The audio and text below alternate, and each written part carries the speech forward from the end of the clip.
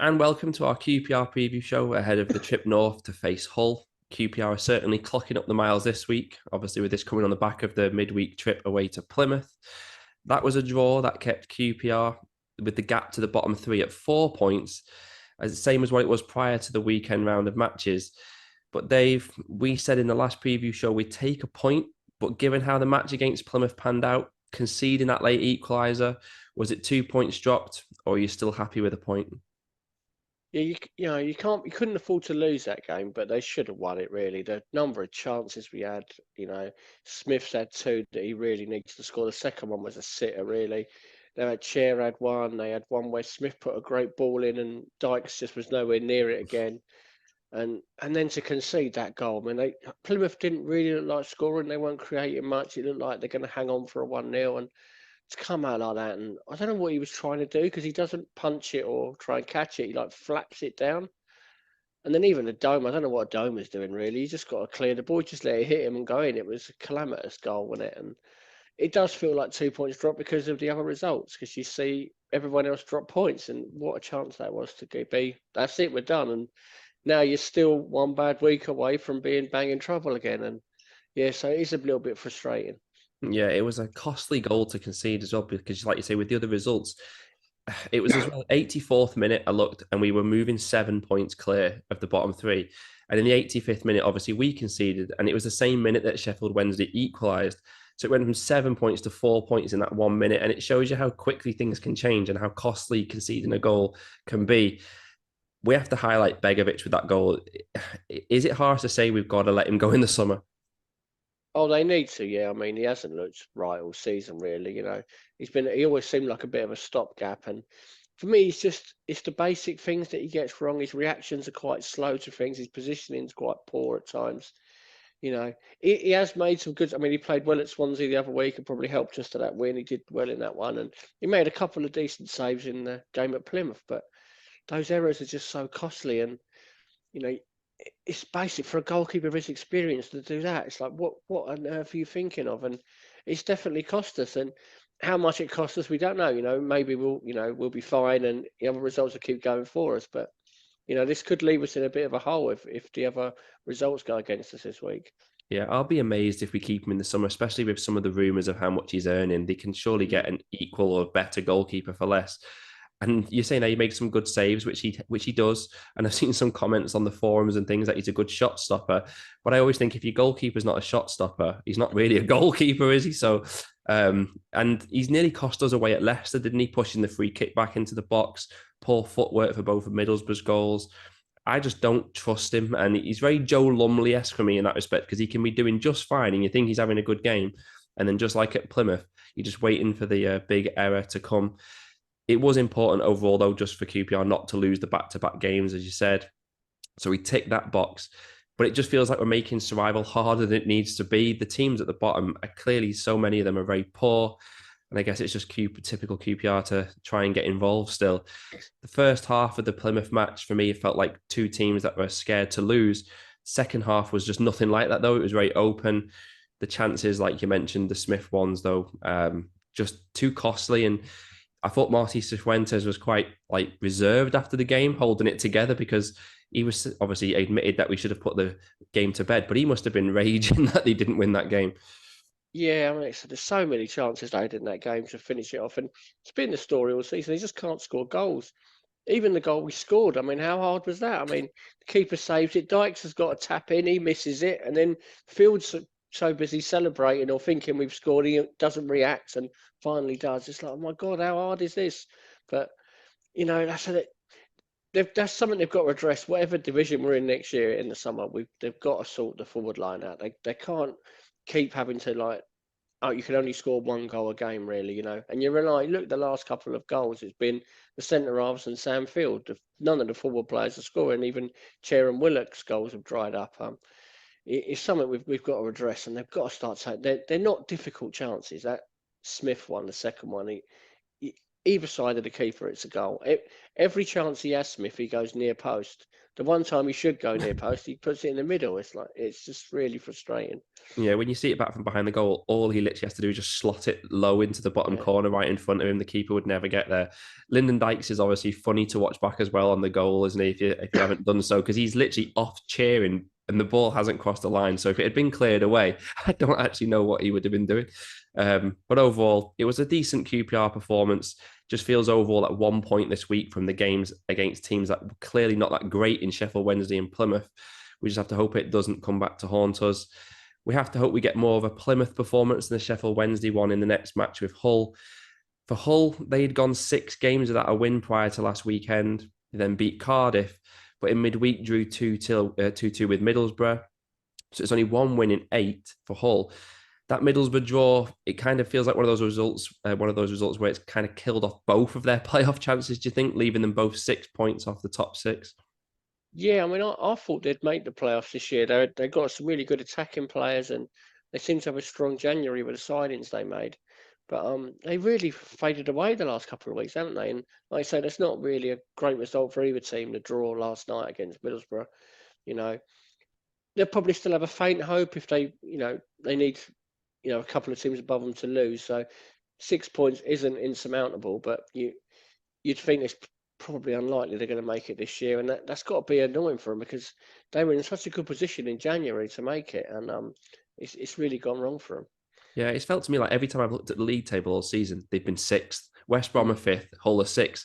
Do you have any idea why they have slipped away? They've got a lot of really good attacking players. I really like their wide players, and they've got Carvalho in from Liverpool, who's a good player, but I just don't think they're that great at the back. I think they do have it in them to concede goals. They concede when we played them at our place. Second goal they conceded was a soft goal, and they do that a lot. They give chances away at the back. So I think that's probably what's cost them in the end. But yeah, it has been a strange one, and you wonder where they'll be next season because they've obviously spent a lot of money to put this team together. You wonder, will they be making a lot of changes in the summer? But for now, they still have got an outside chance. I don't think they'll be, on the beach at the weekend, unfortunately. No, if anything, this is probably their last chance saloon. They'll know if they lose to us, then the gap could go to 9 points. It's game over. Does that make them a dangerous opponent or one that may be a bit edgy? Yeah, dangerous. I think so they haven't won at home for a while. It's another one that we always seem to play a team on a run, don't we? Yeah. So they haven't won at home for a while, and they're in a bit of a dodgy run.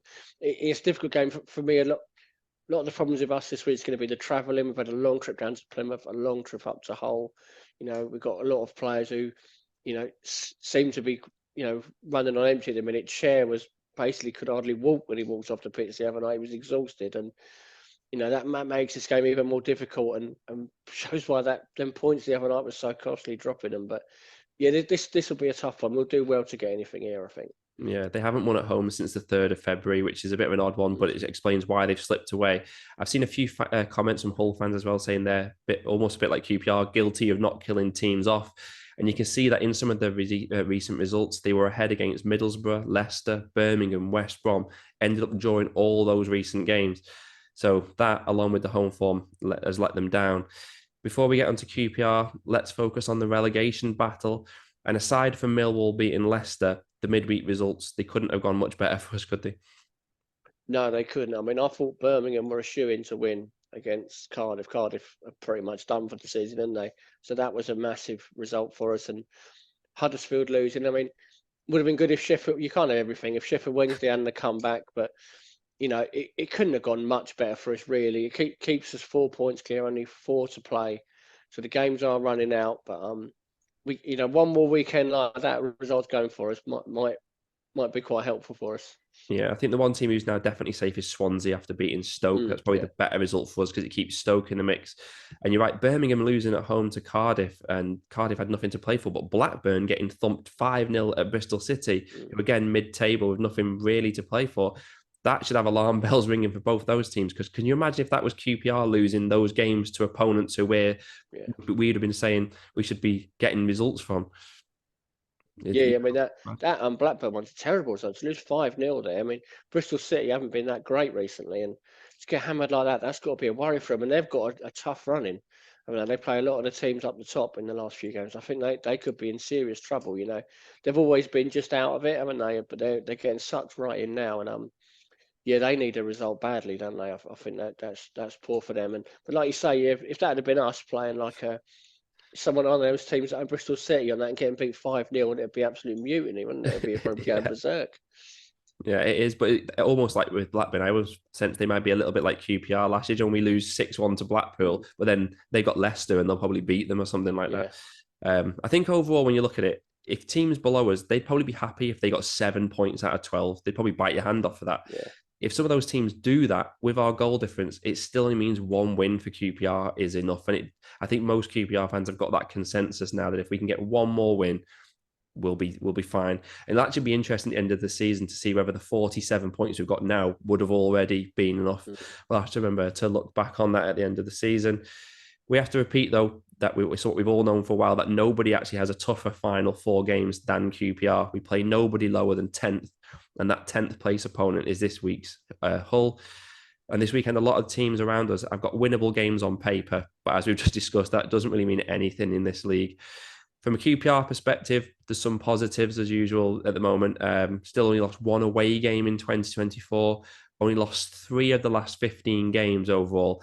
Still feels like it's going to take some strange implosion for us to lose all the 4 final games and go down. I guess we have to start with the strikers. You touched on it before, but the 3 strikers have now gone 27 combined appearances without a goal. Sam Field scored 3 goals since any of the strikers have scored.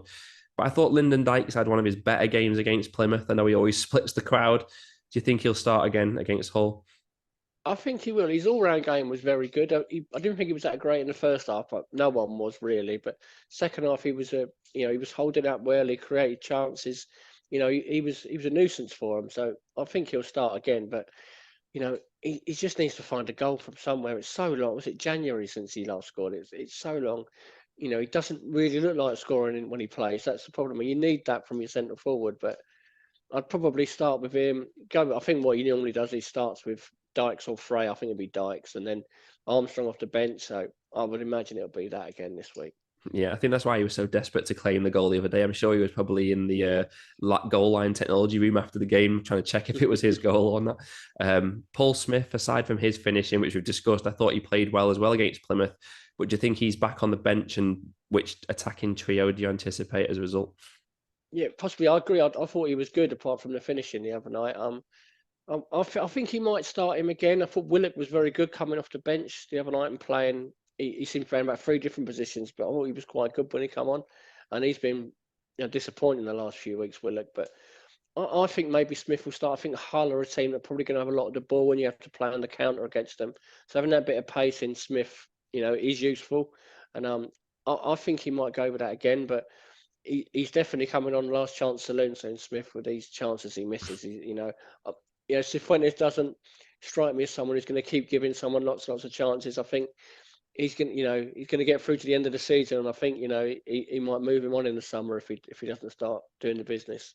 Yeah, I think Osman Kakay will testify that you're right on that Mm. point. But yeah, I think it goes under the radar with Paul Smith. The good job he does helping the fullback. Whereas when you Yeah, play Willock, we only have everyone always criticises how he just stands there, and Jimmy Dunn's got 2 people running at him. And it's the biggest pitch in the league, so maybe that goes in his favour as an out ball over the top on the break to help us counter attack. I think I'd probably start Smith as well, to be honest, just because Willock does look so good sometimes when he comes off the bench. Jake Clark-Salter, he was left out against Plymouth. He missed a QPR game after 20 consecutive appearances, which is more appearances than he managed in the whole of last season. He's done so much better, hasn't he, with his fitness and injuries. He was on the bench, so we'd have to presume he was fit. Do you think he comes back in, or has Morgan Fox staked a claim for a place again? he did play well, Fox. I thought he did really well again, but I would assume it was a fitness thing with Clark. He went off in the Sheffield Wednesday game, and there has been a lot of games in quick succession. So maybe they just don't want to risk it and have another long-term injury with him. I would have thought he'll come back in alongside Cook. Um, but I say Fox did quite well. So if he does start with him, I wouldn't have any real complaints. He's done okay for us this season. Yeah, he looks keen, Fox, I think, to try and show what he can do. So Mm. whoever plays, I think we've got a good option at the back. both seem to have a good balanced partnership with Cook, don't they? Because they're both left-footed, so it doesn't really cause any problems, whoever starts. It's hard to envisage any other real changes because we have to assume Jack Colback isn't going to come back in if he's been out injured. So that just leaves the predictions. Are we going to be happy on Saturday night? I hope so. I think the main thing is to hope the other results go for us again. We could do. I think for me, this is the weekend where it could turn. If we're going to go down, this could be the weekend where it turns in the wrong direction because like you say, a lot of the teams have got winnable games, and I don't see us winning up there. I think a draw would be a good result for us. I say that. I think maybe it'd be a draw 1-1 again. But this is a tricky game for us. Yeah, I think most QPR fans would probably go into it thinking if we get a draw, it's fine. It's another point in the right direction. And they are a good team. Like you said, they've got good attacking players and they know that this game, their season's over if they lose. So I think that makes them very, very dangerous. So point would probably be a good one. It's hard to see QPR outscoring a team that can attack as well as Hull. But we're usually competitive. We don't we've said it every week at the moment, we don't lose often by many goals. So it's quite a hard match to call in some respects. But yeah, I'd definitely take a draw in this one. And it's a week off after this with no midweek game. They're done for the season. Next week, we'll be previewing the televised home match against Preston. And Preston play twice this week. And you need to be supporting Norwich and Southampton as we don't want Preston arriving in W12 still going for the top 6.